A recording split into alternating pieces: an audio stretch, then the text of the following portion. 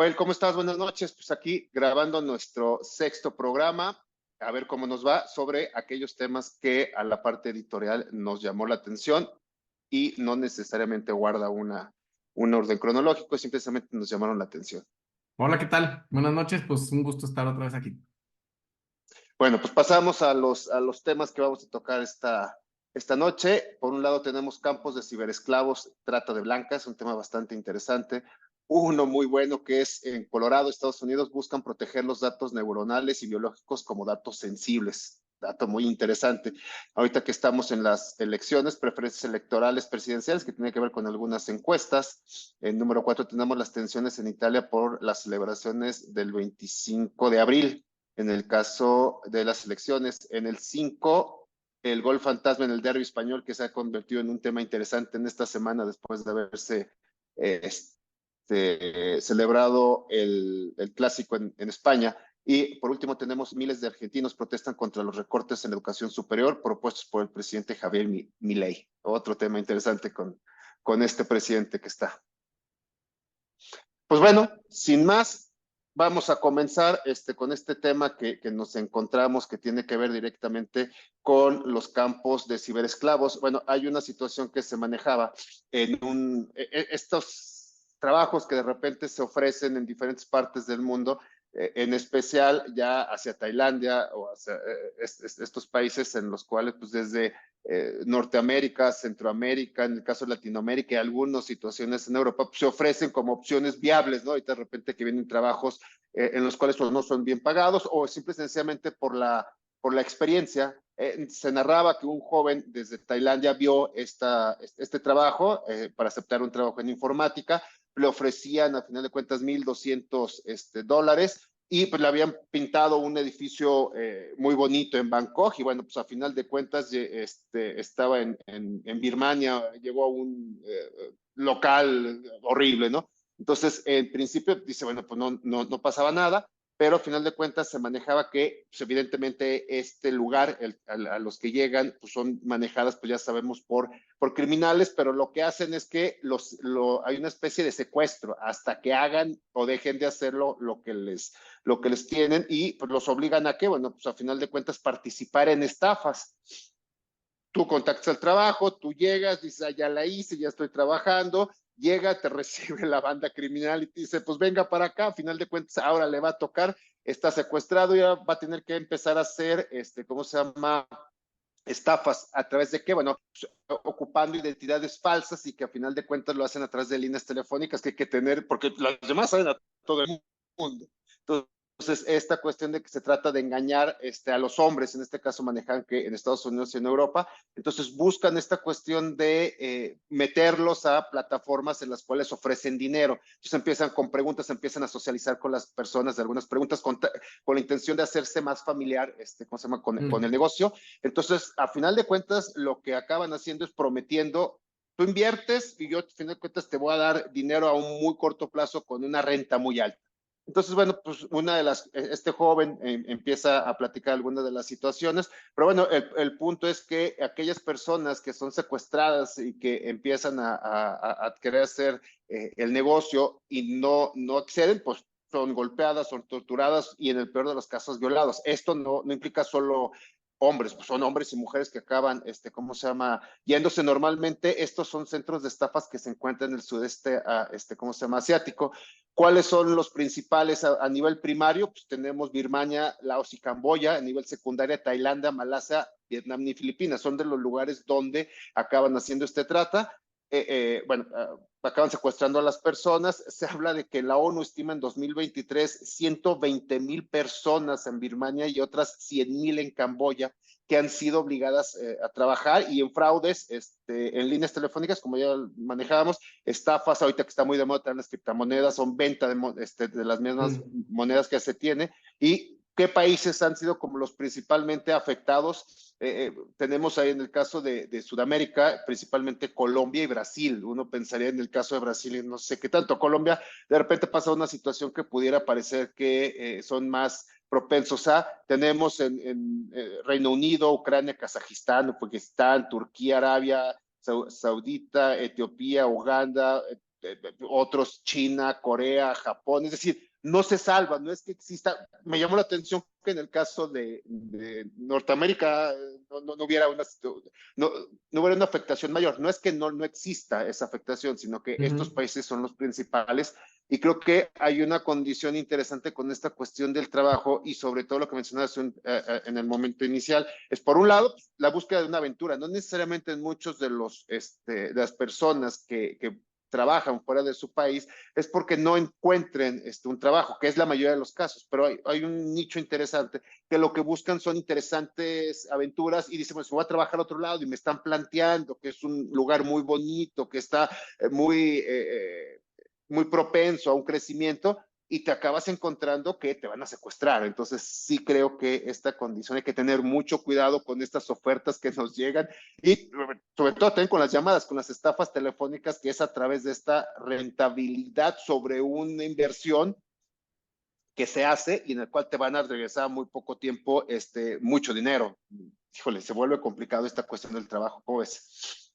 Pues es que es una cadena criminal, ¿no? Es Claro, un delito sobre delito sobre delito y el punto como en común, digo, es terrible y no se justifica y las víctimas nunca tienen la culpa. Pero bueno, se pueden postular consejos, ¿no? En los dos casos, en los dos delitos montado uno sobre el otro, siempre hay una oferta que tienes que tomar con pinzas, ¿no?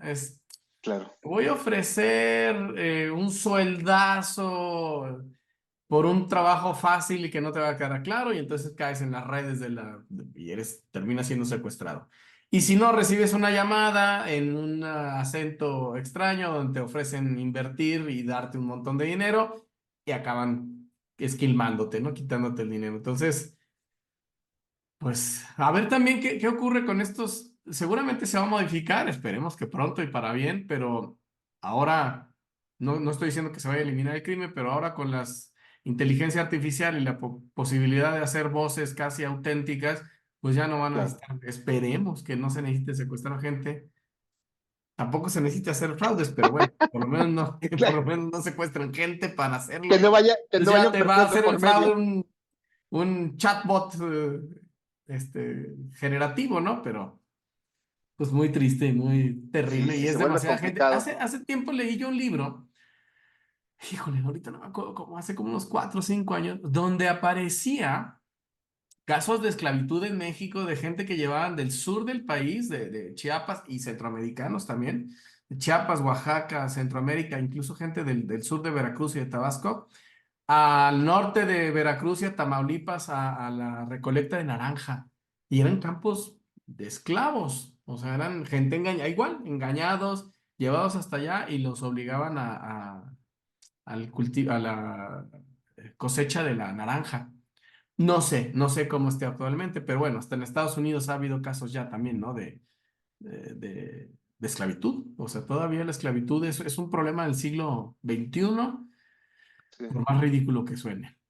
Pero fíjate, apuntando ahí, a la otra es la cuestión de las personas que ayudan en las labores domésticas, que muchas de las personas les dicen que se vengan de la parte sobre todo rural donde se encuentran y no las dejan salir ya, es decir, y eso es, y se manejaba hace algunos años, que eso también era considerado esclavitud, porque tú atiendes desde que el patrón se levanta hasta que el patrón se duerme, y tú no sales, o sea, es que este fin no puedes ir a tu pueblo porque o a tu casa, ya nos vayamos tan lejos, no puedes ir a tu casa porque yo tengo, no, oye, pues si yo no soy tu esclavo. Entonces, sí, tiene mucho sentido esto que apunta sobre esta esclavitud, que ya a lo mejor no es la esclavitud de la gente de piel oscura que se maneja, que estuvo en Estados Unidos o aquí la parte de los indígenas hace algunos siglos, pero se ha avanzado o se ha modernizado esta parte de la esclavitud. Pero bueno, Ahí es sí, un tema ahí sí. Y en que países queda, modernos. exacto, que da para mucho. Bueno, Joel, pues ahora platícanos en Colorado, que es un tema muy interesante. Fíjate que leí una nota que hablaba acerca de cómo en el estado de Colorado se votó una ley para proteger los datos sensibles que ahora incluso los sitios de internet te tienen que pedir autorización y te tienen que avisar qué van a hacer con la información que tú les das, ¿no? Les damos Así el es. nombre, les damos el número de teléfono, el correo electrónico, a veces nuestra dirección, hasta el dato de las tarjetas, ¿no? Para pagar en línea. Y esa información tiene que ser protegida, son nuestros datos. Pero ahora en Colorado sumaron a esos datos sensibles los datos neurales y biológicos, la información genética, tu información sobre tu ADN y los datos neurales, es decir, los patrones de actividad cerebral.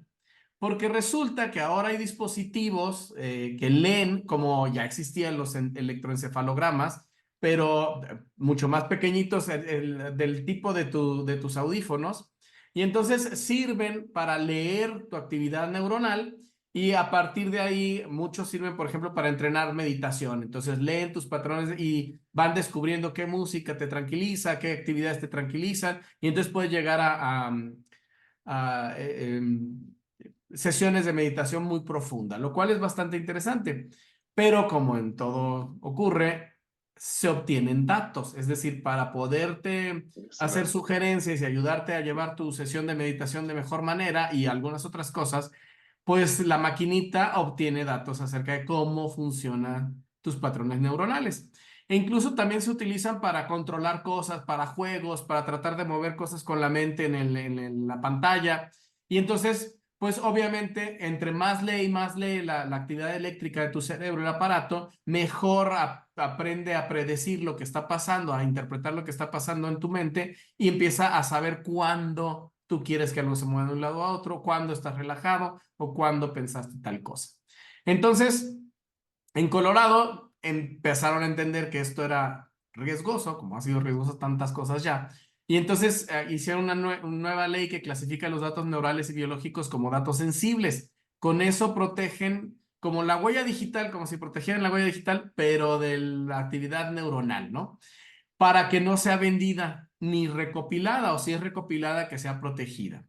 Resulta que la industria neurotecnológica, porque de repente como que nos fuimos con la inteligencia artificial y los Sí, sí, sí. drones, pero hay otra industria que es muy importante, que es la neurotecnológica, que es justamente esta búsqueda de tratar de leer las ondas cerebrales, saber quién eres o qué piensas, ¿no? Y entonces ha habido entre 2019 y 2020 nada más, hubo un aumento de 60% de inversión y obviamente las empresas como Meta o como Apple pues forman parte de estas que están invirtiendo un montón. Ya empezó la búsqueda de contar leyes que protejan con esto y entonces en Colorado, no es la ley federal de Estados Unidos, no es el Congreso de Puesto. Washington, sino es el Congreso estatal que intenta proteger a sus ciudadanos. Y bueno, pues la cuestión es que ahora hay unos auriculares que parecen unos audífonos, que se llaman de neurohacking, que lo que hacen es justamente eso, es leer la actividad cerebral. Y entonces los patrones de actividad cerebral ahora, por lo menos en un estado de Estados Unidos y en varios países, ya se está comenzando a preocupar por esto. Aquí lo interesante, lo que me parece que vale la pena mencionar es que necesitamos como nuevas camadas de legisladores, ¿no? Se necesita que los partidos, ¿sí? Tengan una suerte no sé cómo mencionarlo, de formación o de mini asociación dentro del partido que esté estudiando a qué se van a enfrentar los políticos y los legisladores. ¿No? Entonces, pues va a ser interesante. No sé si algún partido de aquí esté plenamente consciente de que en algún momento vamos a tener que legislar en cómo protegernos de que no nos robe un aparato la- los patrones neuronales. Porque No, pues, pero ahora hay instituciones del país que nos piden que fotografían el iris y no te entregan, como tú habías comentado en conversación fuera del programa, no te entregan un papelito diciendo cómo van a proteger esos datos. No firmas un papel donde diga que van a proteger los datos de tu iris, ¿no? sí, no, y creo que apuntas un punto, una situación bien interesante es, necesitamos y hemos requerido desde hace mucho tiempo legisladores que realmente sepan de qué se trata. No se trata de que la misma ley hay que... No, no, no. Hay nuevos problemas, nos enfrentamos a nuevas situaciones, estamos en una era digital muy importante que creo que hasta que nos está rebasando, hasta que nos está alcanzando, empezamos a legislar. Esta cuestión de decir, bueno, esta ley que decías de Colorado, pues a final de cuentas puedes decir, bueno, pues yo firmo o en ese momento lo borro. que sí tiene, o sea, sí se tiene la posibilidad de decir, borro mi actividad cerebral, porque si no, o te la vendo. Yo creo que una alternativa puede ser, ok, va, mira, a final de cuentas la vas a usar. Pues te la vendo, también págame por lo que te está generando mi cerebro. Y bueno, porque si no, sería lo que sucede, y no solamente en México, en Estados Unidos, de cualquier lo que se supone está protegida tu información y te marcan, pues, oiga, quiero tarjeta, es que saber, oye, ¿cómo? Primero pensar cómo tienes mi teléfono. Segundo, ¿por qué me estás hablando? Tercero, ¿con qué displicencia me preguntas sobre algo que yo tengo y que se supone no tendrías que tener? Sí, creo que viene esta parte bien interesante, que bueno, por un lado, yo propondría esta cuestión, bueno, pues págame, me actives, tú me la vas a usar. Y segundo, creo que los legisladores, no solo en Estados Unidos y México y en y muchas partes del mundo, no tienen esa visión a futuro, tienen una visión muy del pasado de qué funcionó y sobre eso te voy a decir, pero no hay, yo no he escuchado y he seguido un poco las elecciones en Estados Unidos y en México, no he escuchado una situación porque vamos a tener senadores, ¿no? Pues bueno, ¿qué hay de nuevo? O sea, que lo estamos perdiendo ahorita con esta cuestión de la amnistía. Ok, pero vas a entrar y qué visualizaste, sobre qué te preparaste en la parte digital que vamos a hacer. No solamente es regalar una laptop o regalar tabletas, ¿no? O sea, sí creo que nos falta mucho, pero también creo que viene dentro de la sociedad, como que alguien debería de preguntar, oiga, ¿qué va a pasar con esta nueva condición de, vámonos muy bajito, la inteligencia artificial? Ahora, preguntas, insisto, sobre esta cuestión de datos sensibles de la parte neuronal, pues yo creo que muchos desconocerán de los que están actualmente en campaña en México y Estados Unidos de qué se trata. Sí, justo, yo creo eso, ¿no? Necesitamos contar con partidos que propongan por lo menos una parte de sus candidatos, estar previendo sobre qué se va a tener que legislar. Pero bueno, iremos, seguramente vamos a leer más noticias de esta Sí, naturaleza en futuro.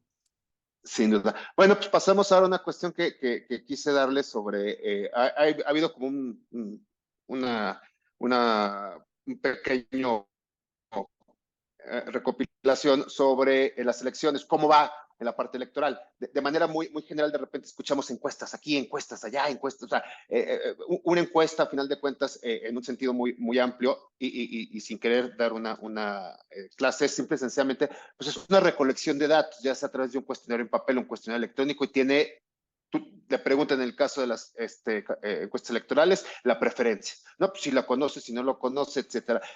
Lo interesante sobre esta información es lo que tiene que ver con la muestra. ¿Sí? Si yo me paro en el Zócalo de Aguascalientes y voy a las 10 de la mañana, un martes, pues va a haber una cantidad de personas que generalmente van a ser personas mayores, porque pues, la mayoría o se encuentra en el trabajo o se encuentra estudiando. Entonces, por eso la importancia de la muestra, que no necesariamente las casas encuestadoras lo tienen. Entonces, de ahí empiezan a tomar esta parte de, pues, dónde recolecto la información, a qué hora, qué pregunto, cómo lo pregunto, etcétera, etcétera, y entender que una encuesta solo refleja lo que en ese día, en ese momento, a esa hora se pensaba. Es decir, es una fotografía, porque de repente creo que sacan de proporción la encuesta y dicen, no, ya ganó Claudia. Oye, pues eso fue ayer o eso fue hoy. A lo mejor aquí las diferencias más amplias, pero vámonos a Estados Unidos, ¿no? Que de repente uno se queda dormido y otro se equivoca diciendo en el discurso. Escuchaba que Biden acaba mencionando que si no sabe el otro candidato, que ellos son los que cometen los errores. Es decir, un errorcito, de repente sí cuesta algunos puntos en la preferencia. Aquí a lo mejor en México es más difícil, pero una encuesta solo refleja lo que hoy va a pasar. No es un instrumento que permita hacer una visualización hacia el futuro. Eso es un error. Eso está mal. Es que nos acaban vendiendo. No, pues es que hoy la preferencia es de tanto. Bueno, pues sí, hoy. Yo no sé qué va a pasar en 5 días o en un mes. Pero bueno, de ahí entonces hay que tener cuidado en ese sentido.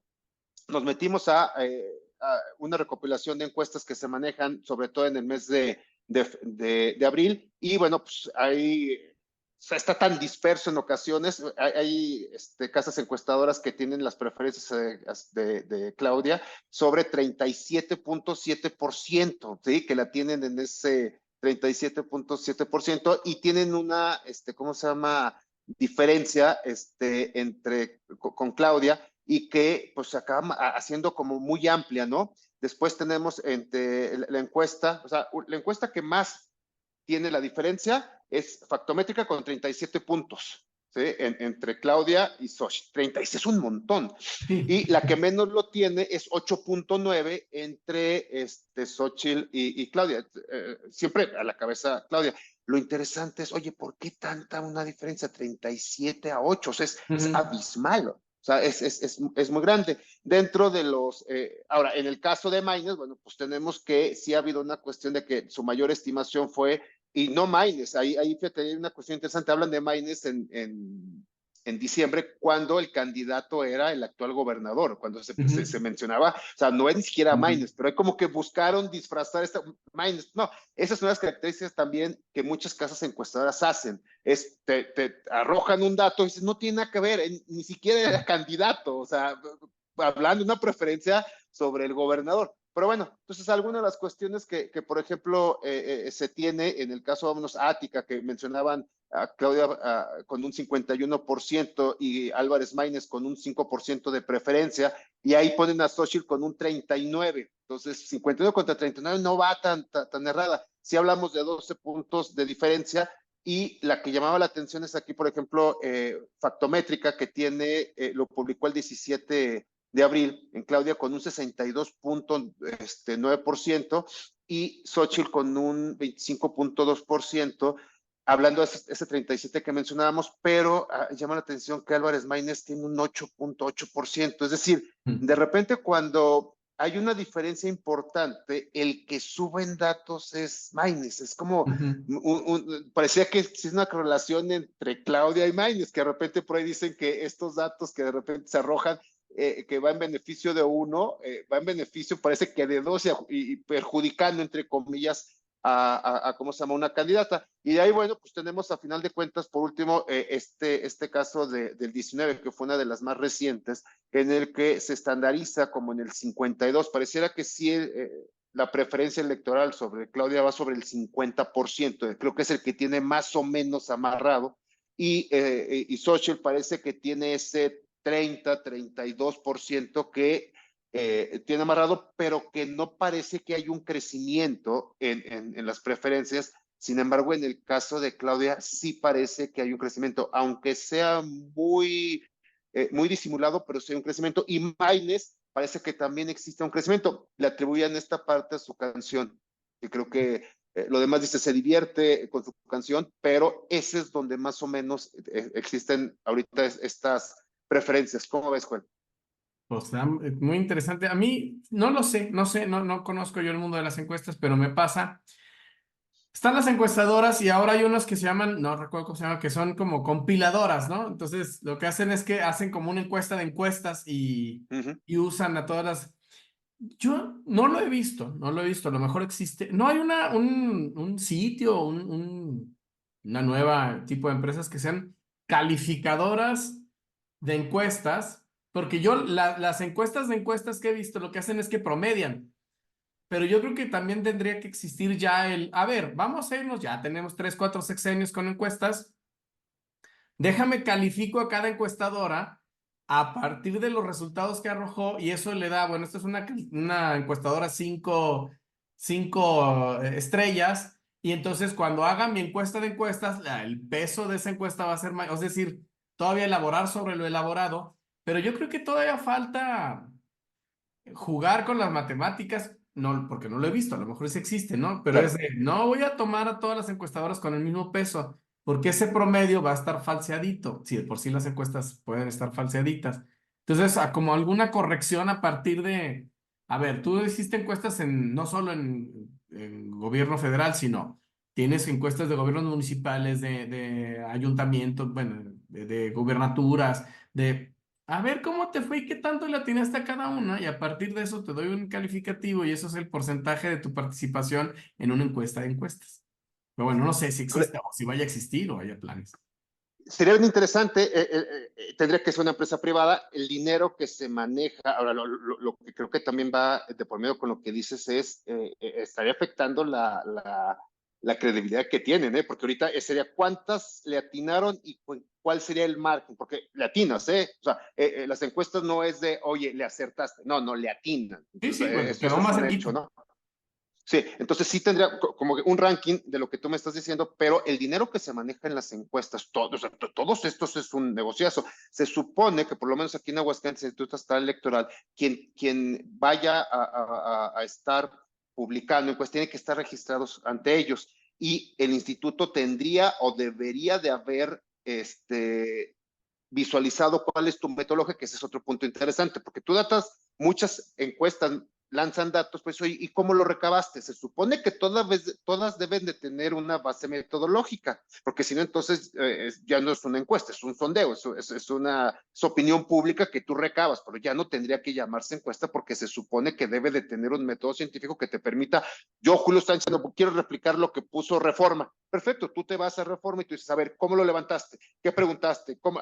No existe, son muy pocas las casas encuestadoras que te dan la metodología, que ese tendría que ser, también desde mi punto de vista, adicional a qué tanto te acercaste y cuán clara es la metodología que utilizas.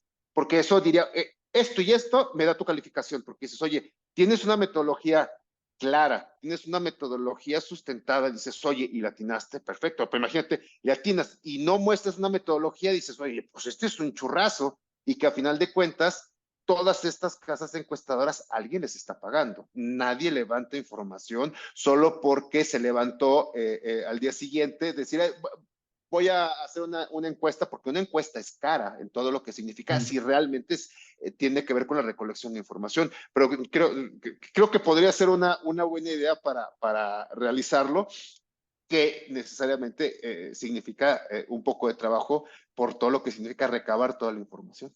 Sí, claro, claro, claro. Pero bueno, pues ahí tienes las encuestas. Pasemos ahora a Italia. Llévanos a Italia, Joel.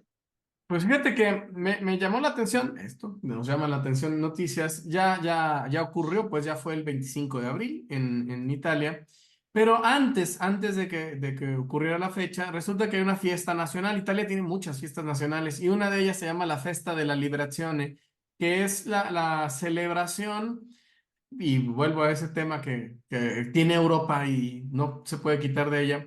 Resulta que en algún momento, cuando Italia estaba unida a Alemania o estaba aliada a Alemania en la Segunda Guerra Mundial, pues se separó e incluso se conflictuó y nació una resistencia italiana contra el nazifascismo, es decir, contra el fascismo italiano y contra el nazismo alemán, cuando todavía estaban en guerra.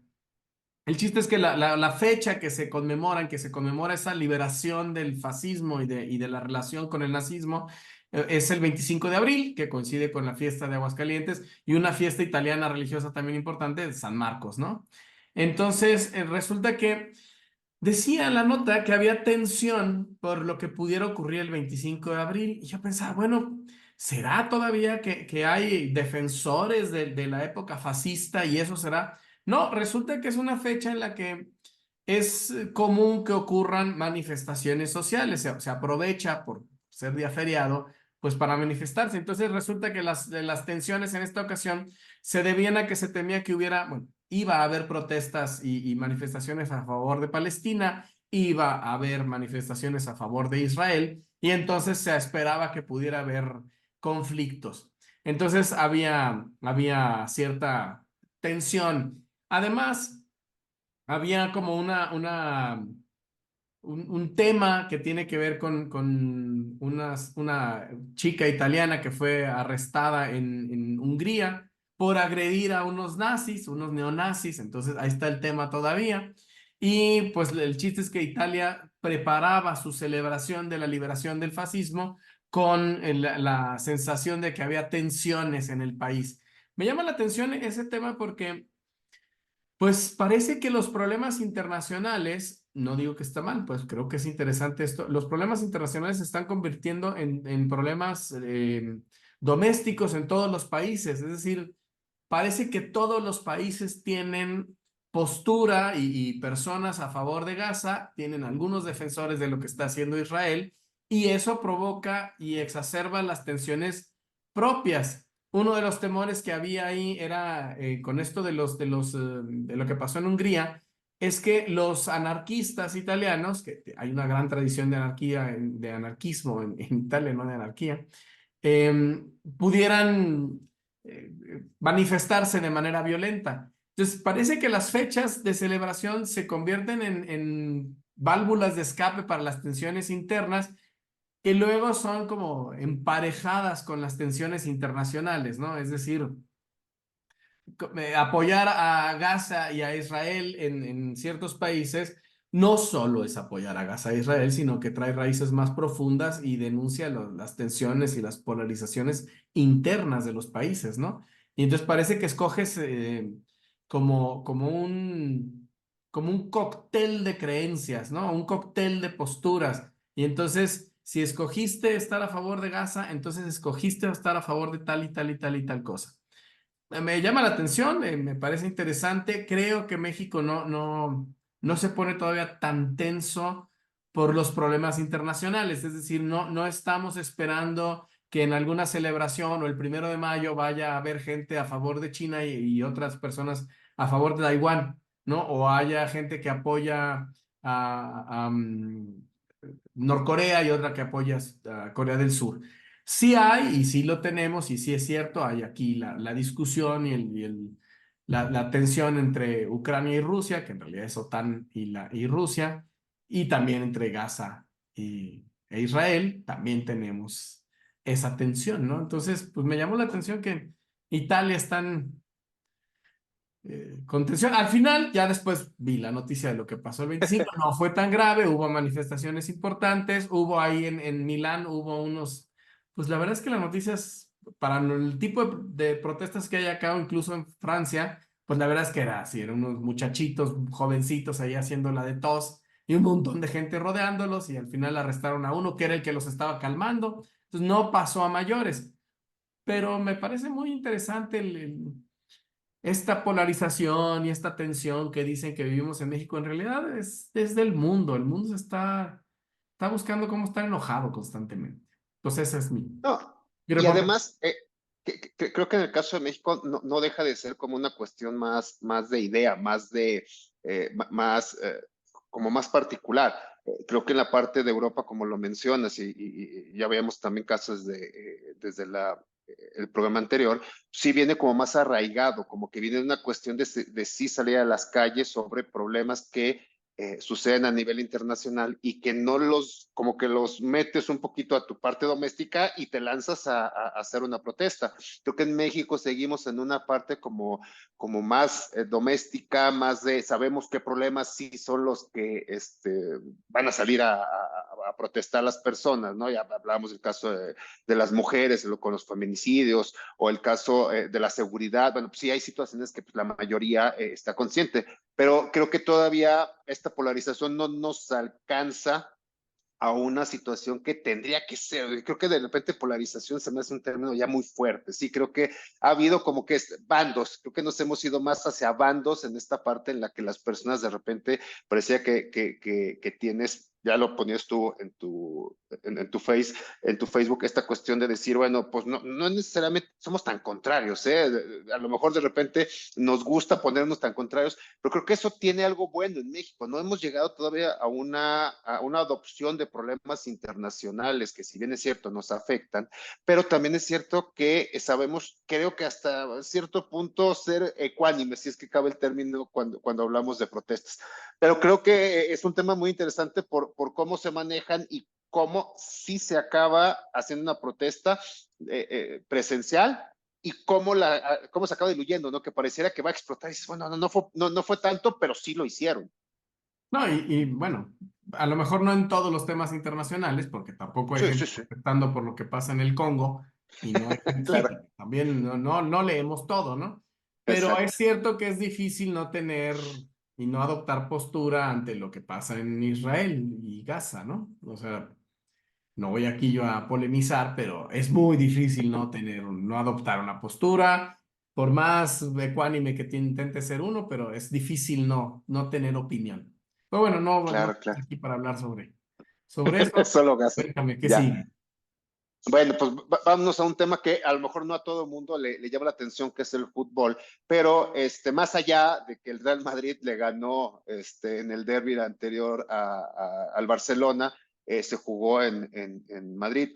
¿Por qué es importante el fútbol? Bueno, pues este clásico tiene ya ¿cómo se llama? Varios años siendo el clásico que más gente lo ve. ¿No? Ya cuando se tenía en el caso de Ujú. Cristiano Ronaldo y Messi, dos grandes jugadores, bueno, ya se veía y resulta como muy importante. Y la liga empezó a tomar un segundo aire, creo que en esta parte con estas formidables estrellas en el caso del fútbol. Pues bueno, viene que en la jornada 32, pues el Madrid gana 3-2. ¿Cuál es ahí el sentido? Bueno, pues entra un tema como más de fondo que es el VAR, esta nueva tecnología que ha tratado de mejorar, no en todos los casos, ha sido criticada, vapuleada, porque al final de cuentas ni toma las decisiones cuando tiene que ser, parece que no están al pendiente, unas cosas que deberían de hacer no lo hagan. Entonces, esta cuestión que se buscó mejorar la decisión sobre jugadas, sobre goles, cuáles sí, cuáles no, todavía no, como no hay mucha claridad sobre qué jugadas sí se tiene que valorar y cuáles no. Pero bueno, entonces ha habido esta cuestión en la cual en el minuto, déjalo, tengo por aquí, sí, en el minuto 69, Lamine Yamal ¿cómo se llama? Del Barcelona, hace un remate en el cual, ¿cómo se llama? El portero del Madrid lo alcanza, o parece que lo alcanza a tapar para que no cruce la línea. No hay, lo que es cierto es que no existe una toma en la cual se quede claro, pero pues, la gente va a decir, bueno, pues esa es una nimiedad. Bueno, ¿cuál es el problema? Que no han, hay algo llamado el ojo de halcón y la Liga Española dice, pues no tengo dinero, muy caro. Entonces, oye, pues la liga, a final de cuentas, la liga española, a partir de la 21-22, en la temporada 21-22, pues era la segunda liga que más dinero se embolsaba. Oye, ¿cómo es posible que la segunda liga a nivel mundial que más dinero recibe, diga, es muy caro comprar una tecnología en la cual, pues, te genera ganancias exorbitantes, ¿no? Y ¿cómo se llama? El presidente de la liga te diga, bueno, pues no se puede. Entonces, ahí nomás para que sepamos un poquito de qué se maneja. En el ranking está la Liga Premier, que es la primera competición y tiene unos ingresos de 6.400 millones de euros. Tuvo un incremento de 12% con respecto al anterior.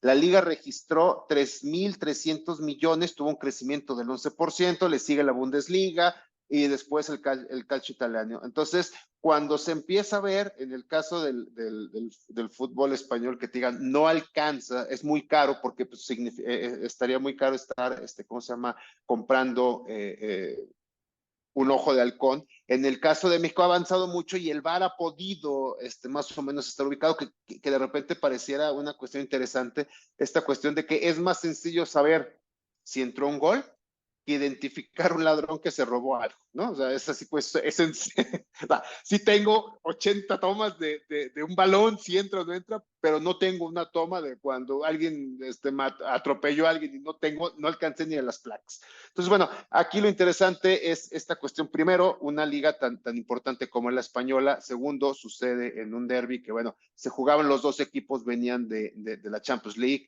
Uno que ganó, como haya sido, pues el Madrid le ganó al Manchester City, después el Barça pierde con el Paris Saint-Germain, hay una buena actuación de Dembélé, quienes no sean catalanes saben que pues, ese hombre desde cuando debió de haber seguido del Barcelona, pero los dos venían como que era un juego muy interesante, cómo se iba a dar, fue un juego atractivo, quien tuvo la oportunidad de verlo fue un juego dinámico ya hasta al minuto, ¿cómo se llama? 91, Bellingham, este inglés que es ¿cómo se llama? Del Madrid, pues, descontó un buen gol, fue un gran partido. ¿Cuál fue la cuestión? Que después se desató la polémica diciendo el Barcelona haciendo un escándalo? Yo soy catalán, no soy catalán, pero soy fan del Barcelona. Después, bueno, ya perdiste, o sea, pues ya, o sea, ¿qué más da? O sea, a final de cuentas ya no hiciste un juego suficiente para ganar, bueno, ni hablar. Entonces, pero todo, post juego,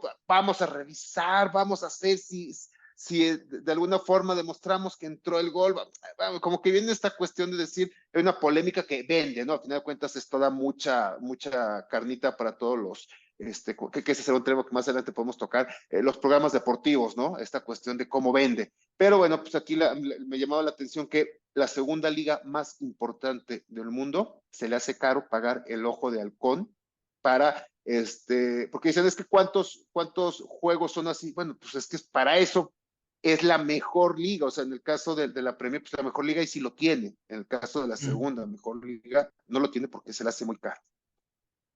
Pues a mí me llama mucho, mucho la atención. Yo no soy tan fan del fútbol, pero me llama mucho la atención el montón, ahorita lo decías de los medios de comunicación, el montón de noticias que no tienen que ver con fútbol, acerca del fútbol, las novelas, ¿no? Uy, cuando un Sí. equipo como el Madrid le roba a un jugador o contrata a un jugador que está en el Barcelona, son años de discusión sobre si dijo, sobre si no dijo, sobre lo que le ofrecieron. Y luego los escándalos de los jugadores que si en el banquillo o en los entrenamientos ya se pelearon y que si el que es el líder ya no debería ser el líder. Y entonces son unas telenovelas así gigantes. Y ahora el bar es como, para eso lo inventaron, ¿verdad? Para llenar más programas y entonces poder estar una hora discutiendo sobre, es que sí deberían poner el bar y otros diciendo, no, porque le quita la La magia, ¿no? espontaneidad al juego. Y es, para eso, no es para que marque bien las cosas, es para tener más medias horas u horas completas sobre qué discutir, que si es que llevaban los tachones de una marca y llevan la playera de otra y el jugador tiene un contrato por... Y entonces ya te puedes echar horas hablando de cosas que no tienen que ver con patear el balón y meter goles. Oh, bueno, está muy interesante. A mí sí me divierte eso, cómo da para hablar y hablar y hablar. No, no, y lo curioso es lo que te genera, o sea, no solamente le genera al equipo, es decir, o sea, así pues hay para todos, o sea, desde la novela esta, porque hay novela, o sea, es muy curioso en el caso de cómo varían estos programas de mesa, desde ver, ¿cómo se llama? En el Chiringuito en España, como ver en Argentina, o ver ahora que están ya no me lo pierdo. Faitelson, que está haciendo ahí, que se está peleando. A quien le interese puede checarse con Rafa Puente Jr., que ya traen una novela. Y ya no, o sea, ya ni siquiera es hablar del fútbol, es hablar de los tipos que hablan de fútbol, ya se pelearon y ya no tenía que ver con fútbol. Pero Sí, entonces es lo no, o que sea, ahí genera. estamos dándole seguimiento a qué se peleó y qué le contestó de cuando hablaron de un juego que ni nos acordamos, pero ya estamos hablando de cómo se pelearon. Es así de, está bien, está Un mundo, interesante. un mundo interesante este del fútbol. Pero bueno, Joel, ahora vámonos a Argentina. ¿Qué nos dicen por allá? Pues fíjate que hubo protestas. Argentina, como cualquier país, pues está llena de noticias que nunca están completas, ¿no? Y entonces, así como acá en México aparece la idea de que van a quitar los programas sociales y luego todos los partidos andan diciendo que no, y luego todos andan atribuyéndoselos a sí mismos. Bueno, en Argentina aparece el problema de los recortes. Ahorita Argentina está sufriendo una serie de recortes a partir de un gobierno que fue elegido por los argentinos. Y entre las problemas que podría ocurrir es el recorte a la educación superior. Recortes muy fuertes a la educación superior que están ahí en la posibilidad, pues. Eh, una de las universidades más importantes de Argentina y de Latinoamérica, la Universidad de Buenos Aires, la UBA, que fue fundada justo con las independencias en 1821, las independencias latinoamericanas, pues es gratuita. Las universidades nacionales de Argentina son gratuitas y pues la verdad es que ha formado, la UBA formó a 16 presidentes argentinos y 5 Nobeles. Solo la Universidad de Buenos Aires tiene más Nobeles que todo México, porque nosotros tenemos 3 nada más, 3 premios Nobel. Sí. Pero bueno, Argentina solo tiene 5 y los 5 se formaron en la Universidad de Buenos Aires. La cuestión es que la Universidad de Buenos Aires ya tiene un problema de liquidez. Toda universidad pública que sea gratuita va a estar siempre luchando por sobrevivir, ¿no? Y aún así logran cosas increíbles como la UNAM, ¿no? Que es la mejor universidad para mí de toda Latinoamérica y entre las mejores del mundo. pero sin siempre, duda. siempre esperaríamos que tuviera más dinero, siempre sería bueno que tuviera más dinero. Entonces, Argentina, que vive una crisis importante, pues ahora está todavía más en riesgo porque hay el rumor y la posibilidad y quizá el recorte. La universidad ya tiene un presupuesto de emergencia, necesita un presupuesto de emergencia porque ya están en riesgo su funcionamiento. A partir de agosto hay posibilidades de que no pueda funcionar debido al- a la falta de dinero. La inflación les está pegando, entonces además de la inflación, si viene un recorte, esto podría implicar un 80% de disminución de su capacidad de funcionamiento. Insisto, no es el 80% de una universidad multimillonaria que se puede darle el lujo de quitarse lujos, ¿no? Es una universidad pública, gratuita, que tiene que atender a montones de alumnos. Y obviamente un recorte de este tipo, una crisis de este tipo, un nerviosismo y estrés en la planta académica y administrativa de una universidad como esta, pues va a afectar a las facultades, a las más costosas, como las de medicina, los hospitales. La Universidad de Buenos Aires tiene hospitales y entonces las consecuencias pueden llegar hasta afectar cuestiones de atención sanitaria, ¿no? Entonces, la comunidad académica hizo huelgas, ahorita están muy tensas las cosas allá también, y entonces hay huelgas. Los argentinos son muy buenos para protestar, saben hacerlo bien, y están pues está intentando defender su educación pública gratuita. Yo espero, confío en que pues no pasa normalmente, pero confío en que se reevalúe la educación y si algo no conviene recortarle presupuestos es a la educación universitaria y menos a una institución tan noble como la Universidad de Buenos Aires. Pero bueno, pronto sabremos qué pasó y además no es la única universidad, porque hay muchas universidades nacionales en Argentina, todas gratuitas, entonces seguramente todas están en crisis. ¿Cómo ves?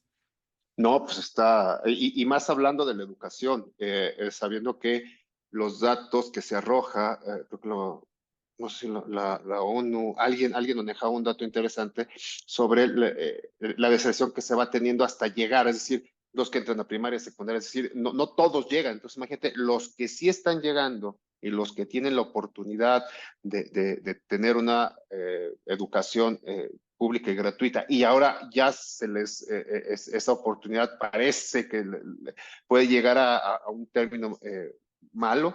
Entonces, ahí sí creo que lo primero que se tiene que defender bajo cualquier circunstancia es la educación. Por ahí yo leía, no sé si, ahí tú ayúdame si es correcto, que también empezaba a llamar Milei que había muchas universidades que estaban adoctrinando sobre la parte socialista y que él como que empezaba a tomarlo en el sentido de decir, bueno, ya ven, por eso pues hay que, no está sirviendo del todo y hay que hacer reducción, que por ahí leí, no sé si sea correcto en ese sentido, Juelazo. Fíjate que no sé. Argentina pasa lo que acá, ¿no? Hay posturas muy fuertes y ahora el cotejo de la información, la verificación de la veracidad de las notas es muy complicado, ¿no? Ya. No lo sé, no lo he comprobado, pues no lo he verificado y hay que hacer una labor ahí de verificación de fuentes porque hay mil fuentes por todos lados. Un dato interesante que yo encontré que sí, lo encontré por lo menos en varios lugares, eran los presupuestos, ¿no? La Universidad de Sao Paulo creo que tiene un presupuesto, que también es gratuita, creo que tiene un presupuesto equivalente a $15,000 por alumno al año. La UNAM está por los $8,000 por alumno al año y la Universidad de Buenos Aires está en los 1,200. Wow. Entonces es muy, pues muy difícil la situación. Esto ya es experiencia personal, esto ya no es información de los sitios de internet, sino información que recibí. Yo conozco y sé de varios profesores en universidades argentinas que no cobran. O sea, que lo ven la labor, como ocurrió aquí en la prepa de la Universidad de Aguascalientes, Ujú. varios personajes, en la prepa daban clase personas que habían sido presidentes municipales e incluso secretarios de gobernación y gente importante Y algunos de ellos no, obviamente no daban la clase por el dinero. Y yo sé de cierto, es decir, yo conozco personas que en Argentina no cobran dar clases. Entonces, a una universidad que tiene gente incluso que no cobra por dar clases, ¿le vas a reducir más el presupuesto? No sé, Sí, sí, sí, puedes sí, buscar, sí. sí, y si tienes quejas de la administración y el manejo del dinero, pues haz otra cosa, pero reducir el presupuesto no, pues no creo que sea una buena solución, pero yo tengo muchos Sí, amigos más, argentinos a los que quiero mucho y pues no me no, encantaría. y como decimos, a fin de cuentas es la educación, o sea, no estás tocando un tema por demás menor, o sea, es la educación y es la educación superior. Y bueno, como que tendría que ser esta parte es más, hasta creo que los presidentes y todos los que saben tendrían que levantar la voz como si, oye, pues por aquí no tendría que ser, hay que buscar alternativas en las cuales no necesariamente tengas que afectar la educación. De por sí la única que medianamente permite que las personas tengan esta movilidad generacional para que tengan o puedan vivir o aspirar a vivir mejor y les quitas eso o lo recortas al máximo. Sí, no, creo que es un tema muy interesante dentro de los tantos que mi ley está sorteando y que bueno, ahí sigue a ver cómo prosigue los siguientes días, Juan. Sí, hay que ver cómo le va a ese país hermano. Vale, pues Joel, ya con esto terminamos, fue la última nota, pues te agradezco, resultó muy interesante los temas como los que hemos venido tratando, te agradezco, nos despedimos, nos vemos en el siguiente programa, Joel. Que estés muy bien, Julio, un gusto como siempre. Hasta luego, buenas noches.